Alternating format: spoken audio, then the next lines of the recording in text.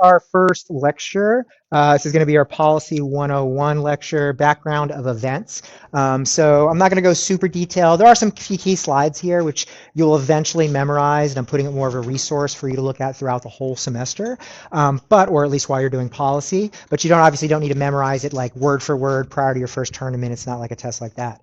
So let's talk about what we're going to talk about today. I'm going to go through the basic of what an argument is. I'm going to talk about what debate evidence looks like. I'm going to do a brief overview of debate events. I'm going to talk about policy structure. I will show you a quick demonstration speech of a very good policy debater. I will then talk about, for some of you PFers, some key differences between policy and PF. I will then finally go through some speech events for an overview because a few of you will transition to speech come a few months from now, and that's totally awesome. And so I want to make sure you have an idea of what those speech events are. And of course, I will trickle in various speech videos I show you so you have an idea of what speech is prior to you deciding to make that jump for those of you that want to make that jump. So first of all, let's start out with core arguments. And so what is an argument? It all comes from this guy named Toulon. So he was a British philosopher long time ago. He wrote a book called Uses of Argument, where he talked about what were the foundations of an argument. His book was so popular, it's basically taught in every single comm school in the world their first year whenever you go to communications class. And it was very popular for him in life as well. So let's talk about what an argument consists of. There's basically three things, like a math equation. A lot of you know this, but to make sure we're all on the same page, an argument starts, the first thing you need is a claim. So a claim is a building block for an argument. Anything can be a claim. So it's just basically the first step of an argument on what you do. So a claim could be something that sounds like a fact, the sky is blue. A claim could be something like an opinion, the best pie is cherry pie. A claim could be something like a feeling, you stub your toe, ouch. Also, a claim could be something that's deliberately false, like 2 + 2 = 5. All of those are claims. When you think of claim, you should be thinking, one, anything can be a claim, and two, it's the building block of an argument. You start with the claim, and then you have to add other parts. And so from that, what else do we have to add? The second thing you have to add is called a warrant. Warrant. So, think about criminal justice, that type of thing, if you ever forget the word.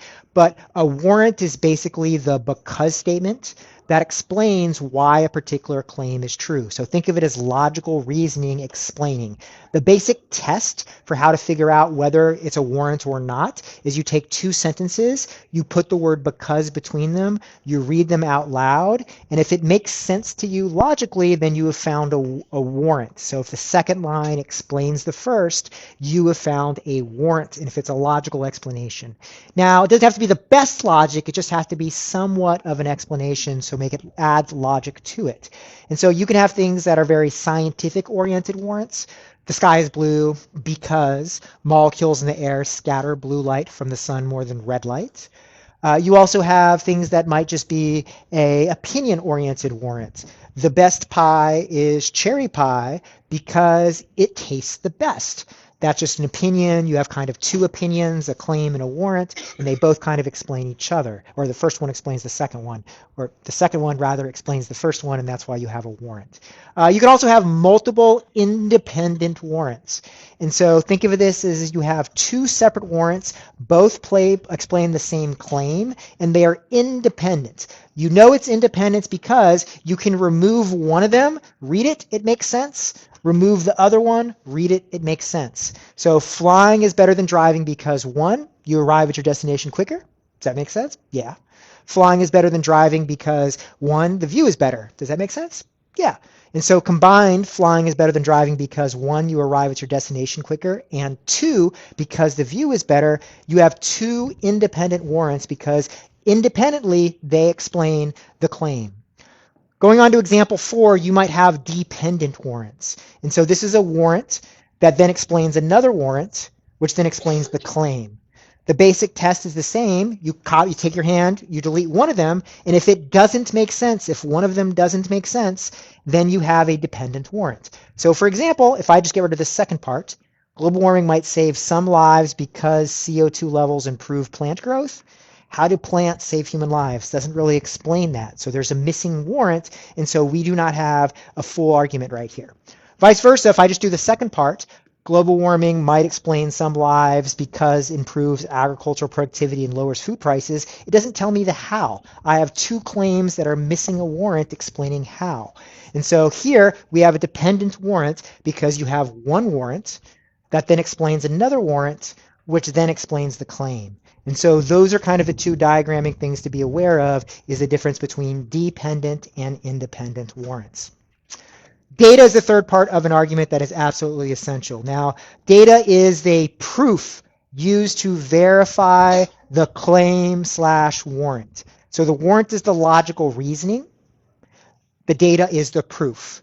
Now, data is very broad. Almost anything can be data. So, for example, you might have data that you all think is data, scientific data. Sky is blue because using a spectroradiometer, and we can look at the exact wavelength numbers, we can learn that molecules in the air scatter blue light from the sun more than red light. That is something that is a scientific-oriented piece of data. Vice versa, data doesn't have to be nearly science. Your single belief, whether something is true or false, can be just one data point and is a form of data. So the best pie is cherry pie because I believe it tastes the best. Am I an expert? Am I showed you all the data on why it tastes like the actual hard data on why it tastes the best? No, but I'm still a data point one, saying I believe this is true. And a lot of times your evidence is going to have this is your data. It's an implicit I believe, and it doesn't really have actual scientific data or authoritative data, which we'll talk about, but it is still data and it is a minimum argument. Finally, as we talked about authoritative data, so this is like experts say, experts prove. Flying is better than driving because experts say you arrive at your destination quicker. And so the basic test for this, the thing to think about, is you've all got into sort of arguments with your parents, and you've heard your parents say, listen to me because I'm your parent and I don't have to explain it to you, right? And so that basic idea or logic that I'm an authority figure and what I say goes and I'm not going to show you the math, that is called authoritative data. Now, is that going to be as good as scientific data? If you had a scientist that says, trust me, warming is real, I'm a scientist, or are they actually say warming is real, here's the ice core samples showing how we've had a change over time, which one is going to be the true science? The second one. However, the first one, authoritative, is still very powerful and could be definitely more important than just I believe. Are you going to believe someone who says, I'm a scientist, trust me? Or I'm a hobo on the side of the street, trust me, warming is real because it's hot outside, right? You'd want the scientist who has the background, the PhD, is better than just a random person in opinion, but still worse than actual scientific evidence or data. And so while the gold standard might be scientific data, a lot of time you're going to get just authoritative data. And sometimes you're going to get just opinion data, and they are all ultimately data and count as a minimum argument. They don't just necessarily decide what's the best argument. And so some common mistakes that happen. You have things that are fake warrants.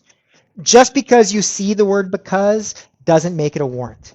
The second sentence or second clause has to explain the first logically. And if it doesn't explain it logically and just breaks, it is not really a warrant, but it's sort of a fake warrant. So if I say soccer is the best sport because cherries are the best fruit, just because I put the word because doesn't make it a warrant. The second clause doesn't really explain logically the first clause, and so this is an example of a fake warrant and a logical fallacy. The second example would be sort of circular reasoning. So, for example, what if the second clause just uses different words or reorders the words? It doesn't actually add anything. It doesn't add any logical reasoning or data. It just restates the same exact thing as the claim in different words. So soccer is the best sport because the best sport is soccer. Obviously, that doesn't really add anything, but I can even change the words and pull out the thesaurus and use synonyms, and it doesn't change anything. Soccer is the best sport because the greatest athletic activity in the world is European football, right? I've used different words, but that additional words didn't really add anything logically, didn't really add any data, and so I've basically just tricked you because, yes, the word because is there, but it's not actually a warrant. It is just circular reasoning and, again, logical fallacy. Finally, soccer is the best sport because my card proves it. So piece of evidence. Does that count as data? Anyone want to take a shot? Go ahead. Because?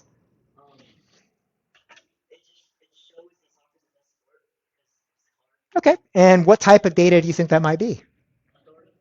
Cool, that's 100% right. So you have a card, you've said this is an authority figure, and that is your piece of data you were saying is the best. Now, is that the best proof in the world? Not at all. It definitely loses to a card and someone that has data and explains it the other way, but that is still data. It still counts as adding to a minimum portion of an argument to be a complete argument.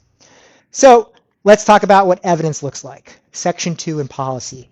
And so right here is a card. Right here is a card. Famous author who has been canceled in debate, so you no longer hear this author in debate because they said, I think, something offensive in the 70s. So I'll eventually change this, but that is a famous Bostrom article. And so it's read for a decade plus in debate. Basically, there are three parts of something called a card. There is a tag, which is going to be this first sentence at the very top.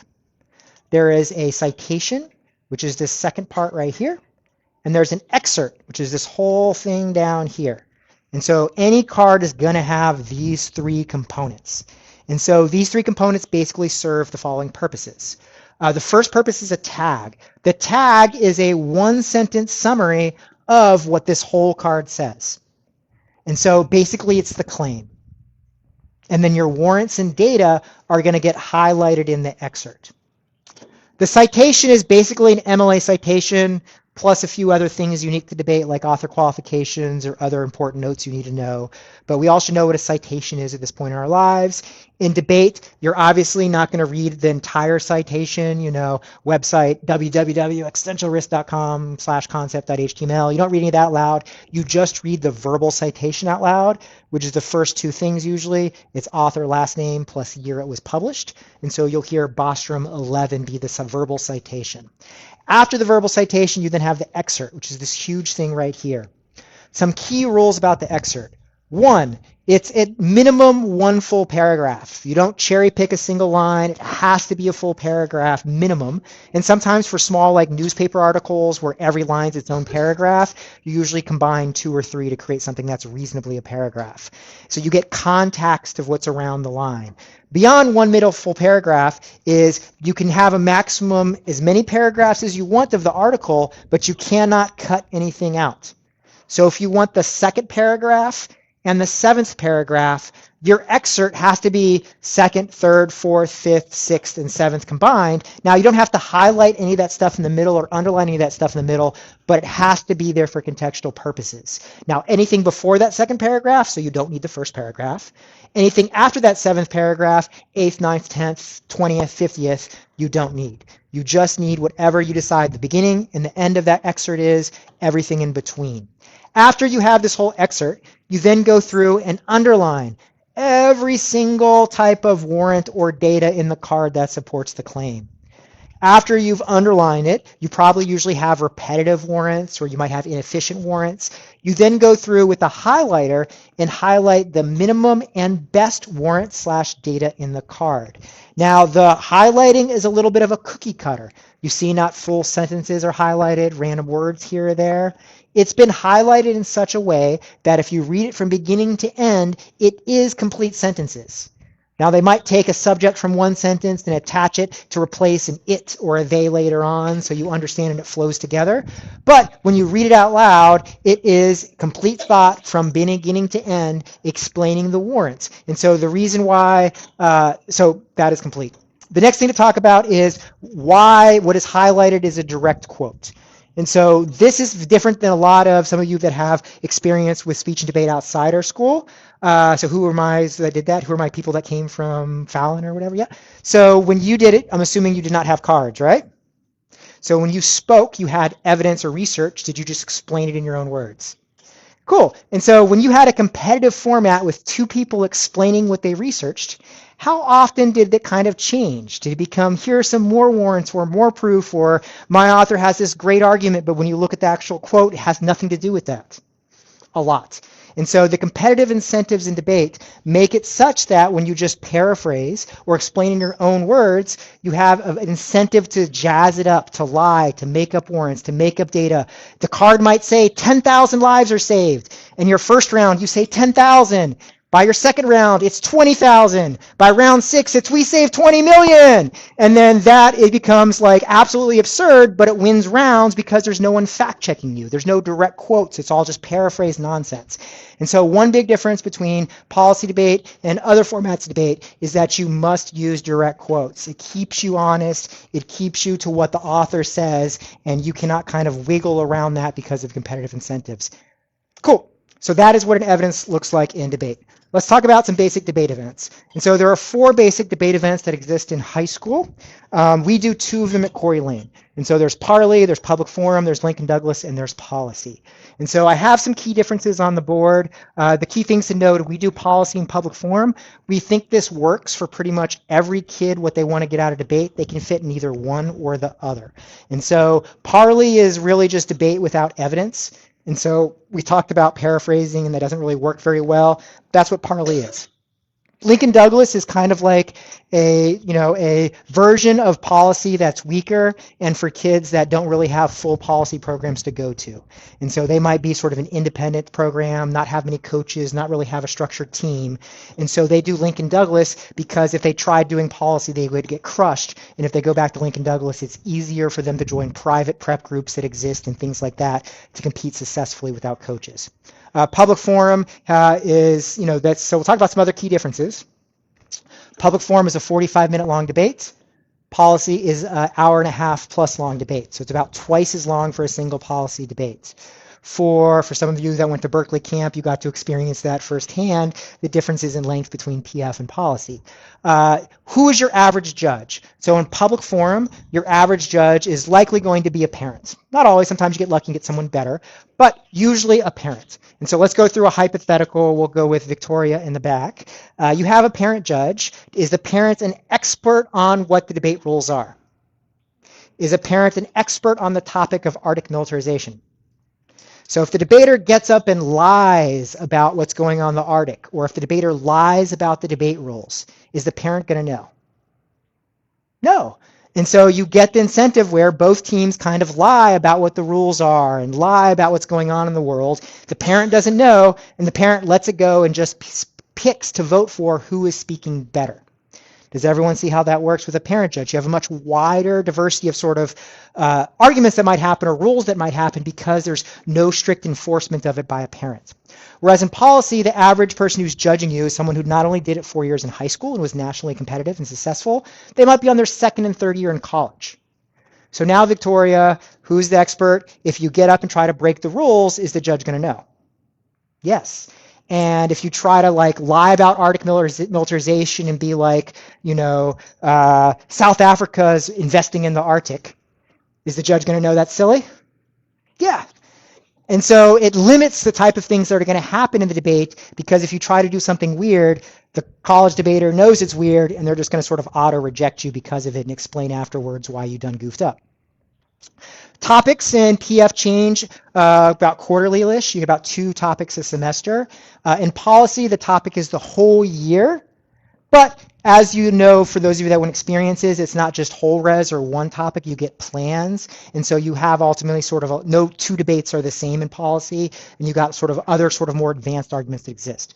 You have whether you can continue in college. So policy's been around. It exists in college very successfully, and so does Parley. Lincoln Douglas is quite small, does exist, but is basically in college a one-person policy event. That's how they run it. But it's not many schools like Western Kentucky and things like that do it. Public Forum is brand new in college. A few community colleges do it, but it's very, very tiny. Time commitment, obviously policy requires a little bit more work than some of the other events. And the number of students who compete at least one tournament nationally based on these statistics. Now, again, not all Parley schools are part of this league. A bunch of policy schools refuse to join NSDA because they think it's just like a trash organization. So they don't exist on the statistic either. And then but if you look at the rough numbers, you got about 2,000 people who do Parley, 18,000 that do PF at least one tournament, Lincoln Douglas about 10, policy about 8,000. So as you can see, Public Forum is a more popular debate event, even though it's only existed for a decade, where policies existed for 70 years plus, because it's a lot easier to do. let's talk about policy structure speeches. So I'm not going to kind of speed run these next few slides. This is more something for you to kind of note exists. And as you do your live debates for the first time, this is a resource to go back to tell you what to do speech by speech if you're ever confused. And so, for example, I've talked about each speech of a debate. I've told you the times, the side, who is speaking, what their basic role in the speech is. If you did PF, what's the analog in policy compared to PF? Can you make new arguments in the speech? Remember, the judge is the expert. The judge knows if it's new or not. And so you kind of have various norms that will be right here, and this will all start to make sense once you start practicing it live. It's not really something you memorize like a math equation for a test. It's more like riding a bicycle that requires live experience before this all starts to add up. Beyond that, you might be giving the 1AC the first speech of the debate, and there are 3 other people in the debate. Everyone in every single speech has a role. And so there's never really a moment where you're just sort of putting your foot up in the air, putting on headphones, ignoring what's going on. And so you always have a role in every speech, no matter what your position is. That's defined here. And so no matter what speech you give, you have something to be doing to prepare for either help your partner, prepare for your own speech, the next speech, all these things to kind of do to save prep time to plan ahead so you can kind of get the maximum arguments possible. And so this right here will be a good resource to use when you're debating, where you're like, I am a 1NR, what am I supposed to do during this speech? I don't know. You can come back to this document and you have a rough idea, speech by speech, what you should be doing, and it'll get more useful the more you practice it, just like riding a bike. You also have differences of argument evolution. So in PF land, particularly when you're younger, and even older kids sometimes believe this too, the thought is if you collapse, if you give up any argument whatsoever, it's a sign of weakness, right? You have to extend everything and cover nothing, and that's what looks good, right? And so in policy, it's the opposite. In policy, you must collapse. And so you start with a lot of arguments early on, you then narrow it down, and by the last speech, you are going for just one winning strategy. And so, for example, you might start out with 5 distinct winning strategies. You have a topicality argument, you have a counterplan plus net benefit strategy, you have a disadvantage plus case strategy, you have a critique strategy, and you might have some case turns. And so you have different ways to win the debate in the 1NC. The 2AC gets up and reads all their answers to each strategy. You then look at their answers and say, okay, I guess they crushed my counterplan, so I'm not going for that. They put 12 responses on it, but they only put 4 responses on the critique. So maybe my block split is going, the next speech, I'm going to decide I'm going to go for the critique, and my partner's going to go for the topicality argument. And so I've went from 5 strategies to 2 strategies in the negative block. Sometimes it's 3. And then in the last negative speech, the 2NR, life is tough, you pick one strategy. The 1AR only has to answer these 2, because these were kicked. These are no longer viable. The 2NR picks between these 2. They might pick the critique. And then the 2AR just has to answer the critique strategy. And so you have collapsing happens a lot more and is pretty much a requirement in policy, or else the judge says, sorry, you went for too much, didn't win anything, you lose. All right, we'll do a quick demo speech. So this is a speech from a famous debater, Klinger. He was the best of his decade. He was when I debated. He was a Harvard debater. He won. He was also TOC, I think, at Glenbrooks North. I want to say he was a GBN debater.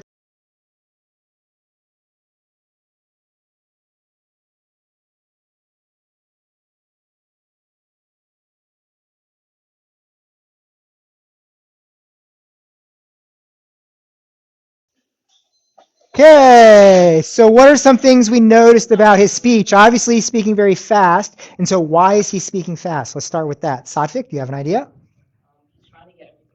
So you get more arguments out, and something that's unique in sort of policy debate, and debate in general, is there's the idea that a dropped argument is a true argument. So if one person gets up and says, the sky is yellow, and gives a warrant and gives some fake data, but the other team doesn't respond to it, then the judge has to say, well, I guess the sky is yellow, and then decide the debate after or based on that.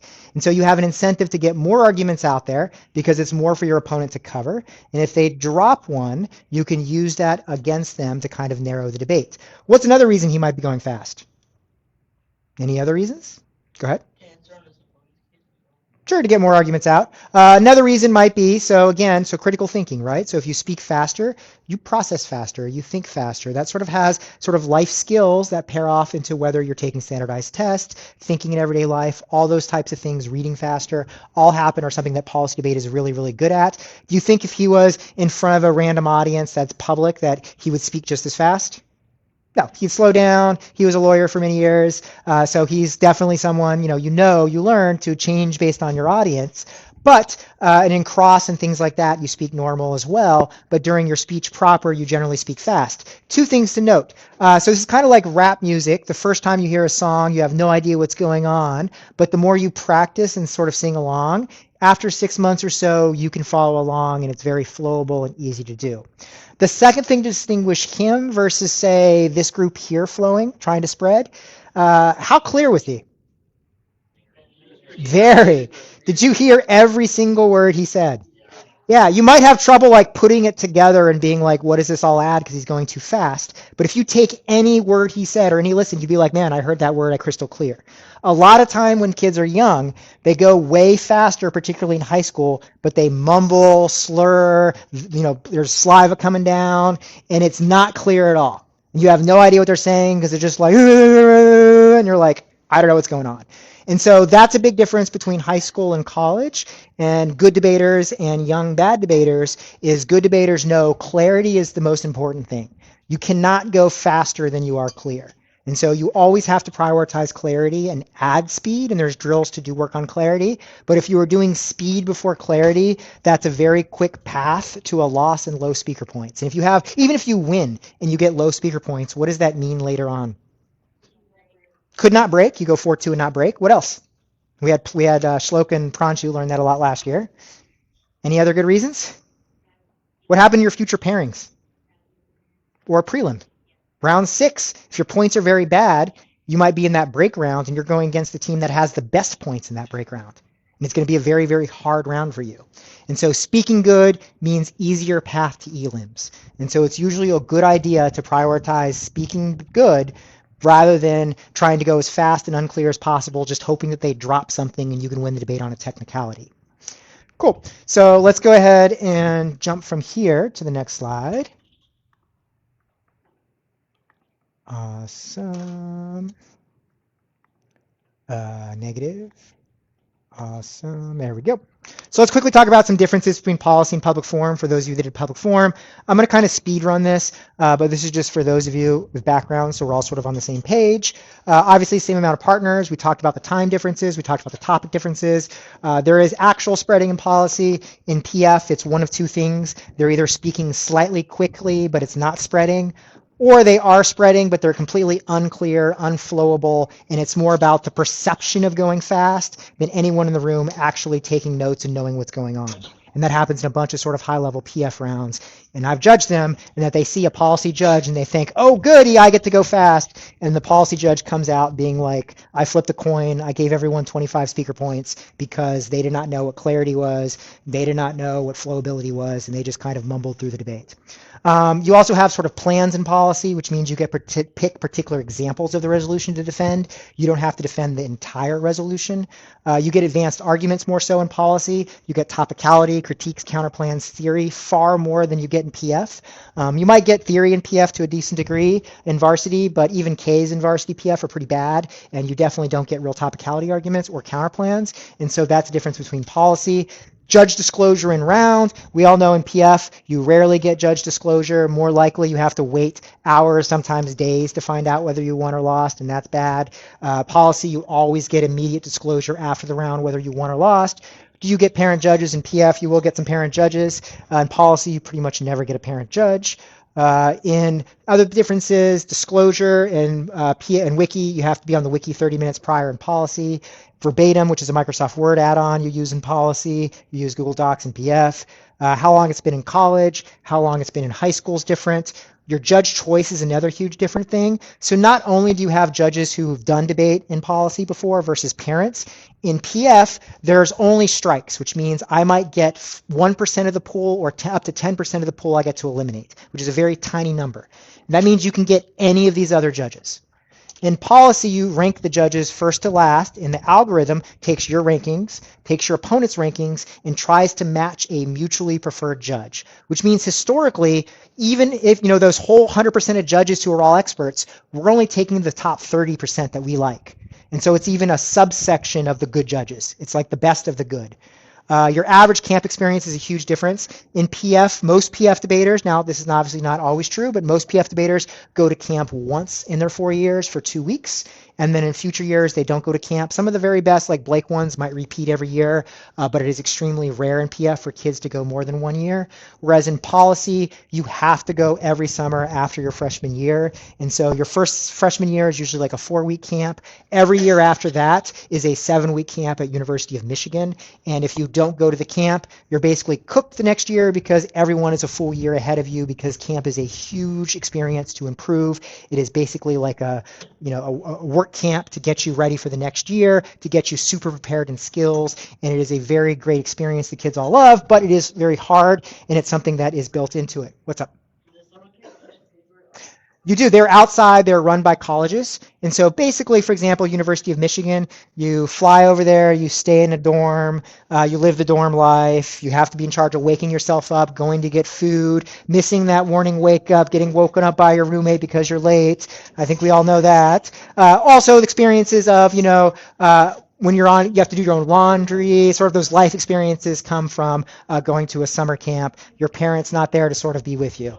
CX style is another huge difference. So in PF, we all know fighting over the mic, right? Because you have to rotate asking questions, and one person asks questions for all the time and tries to monopolize it.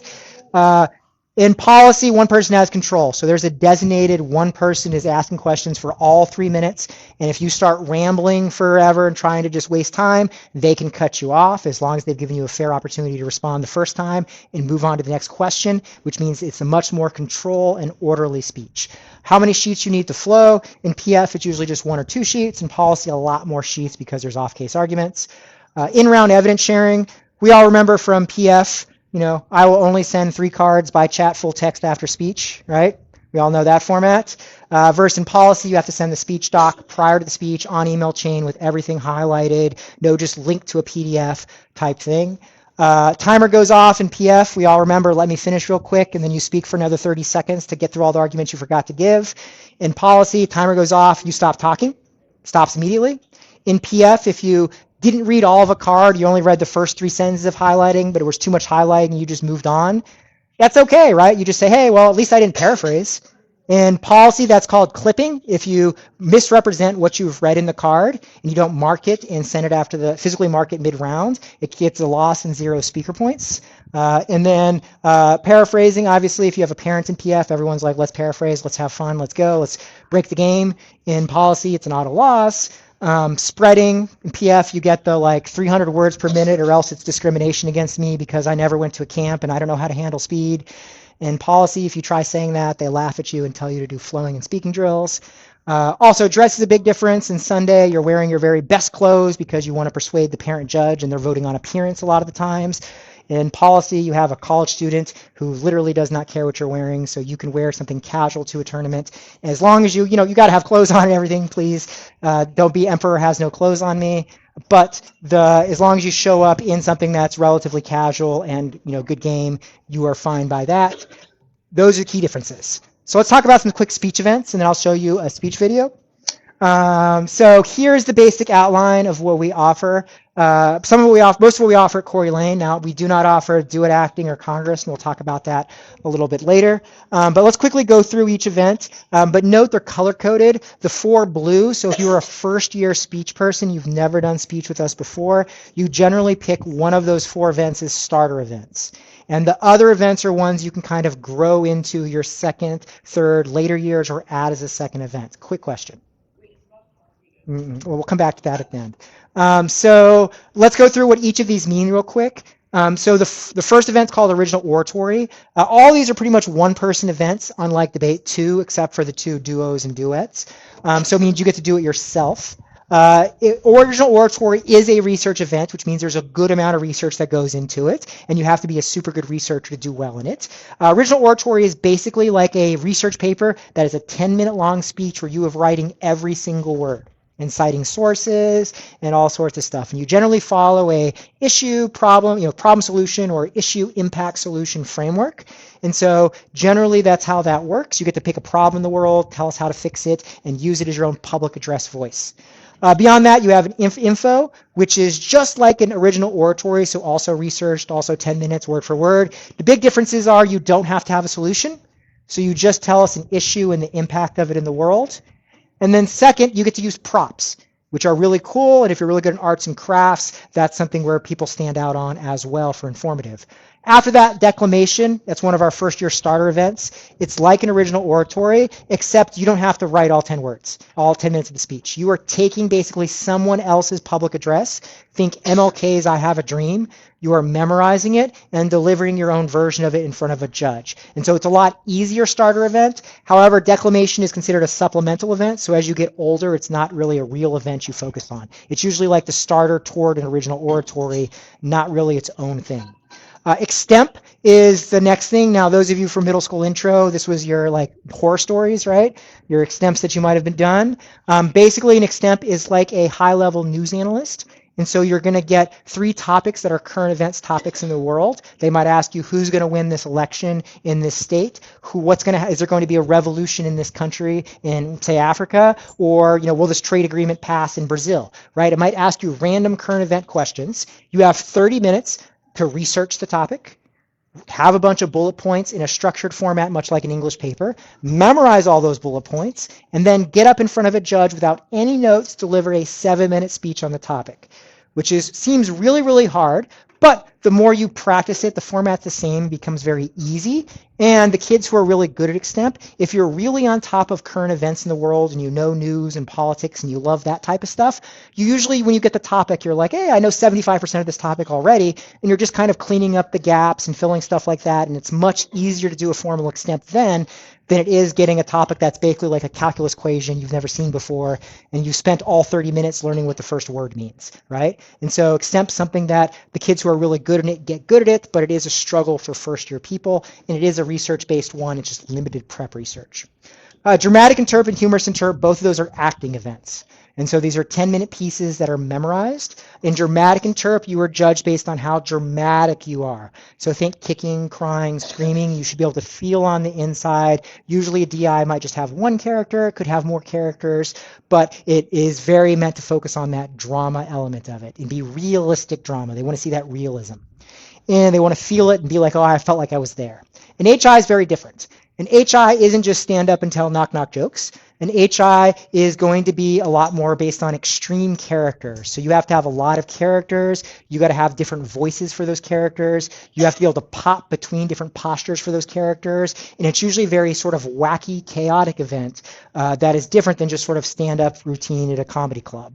And so that's where the humor will kind of come from. And it's definitely unique, both 10 minutes. A duo could be either humorous or dramatic or a mixture of both, but it has a partner. So it's 2 people. One thing to think about when I first got to Corey Lane, pretty much all the speech kids when they started with duo because they thought it's only 5 minutes I have to memorize, and it'll be much, much easier if I'm only memorizing 5 minutes than 10 minutes. Does that sound like a good strategy, Taylor? Tell us why. Because both of you are talking like the entire time. So if you memorize one speech, what are you going to do? Yep. So you have to, that part, you're not really memorizing 5 minutes. What else is there perhaps as well?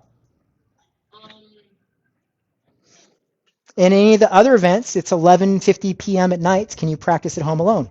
No, you need your friends. In a duo, you can only practice if you're on the exact same schedule. And how likely is that as a Corey Lane student? Not very likely. And so what happened is the kids would never have the same schedules. They could never be in sync, which is absolutely essential in a duo. And they would, thinking, oh, I can save on memorize. They would show up to a tournament. Does duo ever have a lot of entries at tournaments? No, a lot of tournaments even cancel it because they don't have enough entries. And so they would be in like a 2-person, a 3-team event, and they got 3rd place, 3 out of 3. Does that sound like a great award? No, but they went around saying, I'm third place in the city, ha ha ha. And so they got to sort of artificially create their own success. And so not a very effective long-term strategy, which is why duo is we no longer, when I came here, allowed as a first-year competitor. You can only build into it in later years because it is a much harder event than some of these easier ones because of that. Duet acting, so the basic rules of duo is there's no eye contact, so you can't directly look at your partner, nor can you touch your partner. And duet acting is a little bit different. So duet acting is what exists in college and in Texas. And so duet acting, they let you both look at your partner, touch your partner, and they give you a chair to use as a prop, so you get a little bit more freedom. It doesn't really exist in California, so we don't do it. POI is my favorite speech event. It also might be the hardest speech event. It takes different speech events and adds them together. So not only do you have some acting that is humorous and dramatic, that's a large element of it. It's research oriented in that you have to grab lots of different pieces under the same theme. Some are scientific and news oriented. Some might be interp oriented, and you mix them together under one theme to tell a story. Vice versa, you also get a binder to use as a prop. So you get binder tech becomes a very big thing. POI is very, very hard. The people who do POI are all kids who've already done speech before, and they're trying to try hard on POI, which means if you want to do POI, are you ever going to be going against like novices? No, they're all going to be people who are like PI. I did DI for 2 years and that was great, and now I'm doing POI as my nether event, and they're going to be good at it as well. And so this is definitely more of a build up into event than a starter event. Impromptu is a supplemental event. It's very easy. It's a good one to add as your first, second event if you want to do speech. Basically, it's like an extemp except without any of the research, and the topics are a lot easier. So you might get 3 random quotes from famous people. All you have to do is take a quote, interpret it how you want. I interpret this quote to mean perseverance, and then you make up 3 examples of that interpretation. My first example might be historical, where I talk about this historical figure. Teddy Roosevelt was shot, got up, and then still kept running and persevered and won the country. My second example might be something that's more fiction, so I pick my favorite movie where the main character persevered and won in the end, and I tell you all that. And my third example might be a personal story where you persevered through an element of adversity you had, and you tell us that, and then you wrap all up again by repeating your sort of teaser intro interpretation in reverse order. And so it's a very easier event, but it's not really a main event, kind of like as I talked about how declamation is not a main event. They're more supplemental, so it would be something that would be your second event, never really your primary event. Finally, Congress is this weird little thing. So if I ask a speecher, let's pick, we'll go with Melanie. Is Congress a speech or debate event? Take a guess. Savik, you want to take a vote? Taylor? Oh, you're very different than average speechers. So most speechers will say Congress is definitely a debate event. They are not true speechers. They do formal proceduralism, they have research, they argue, it's a public address format, clearly a debate event. Don't call them speech. If you ask a debater, is Congress a speech or debate event? What are you debaters going to say? They're going to say it's speech. They're not really doing real arguments. They're not really doing real research. They're just sort of playing in sort of acting game of being a congressperson. And so it's kind of the event that neither side really wants to be called part of them, and they're its own sort of thing. We don't do Congress at all at this school. Don't really think it's as valuable to sit in a room with 20 kids and pretend to be like a senator and hit a gavel and say, Mr. Speaker, and things like that. So that's something to note about speech events. Any questions about speech events? Go ahead. 4 tournaments, but you pick. So after the first 2 policy tournaments, you get to pick whether to stay in policy, transition to public forum debate, or transition to speech. If you transition to speech, you would pick one of those 4 blue things. Does that make sense? And so you would pick either declamation if you don't feel like you're a great actor and you want to just give a great public speech. If you want to be like a researcher, like a news analyst, you would pick extemp and you don't want to have to memorize, then that would be that route. If you want to be a DI-oriented actor and get everyone to feel emotionally on the inside, that would be a drama. If you want to pick something where you had lots of characters and funny voices and lots of energy, that would be a humor. And you would kind of pick what you best like and what best fits your personality.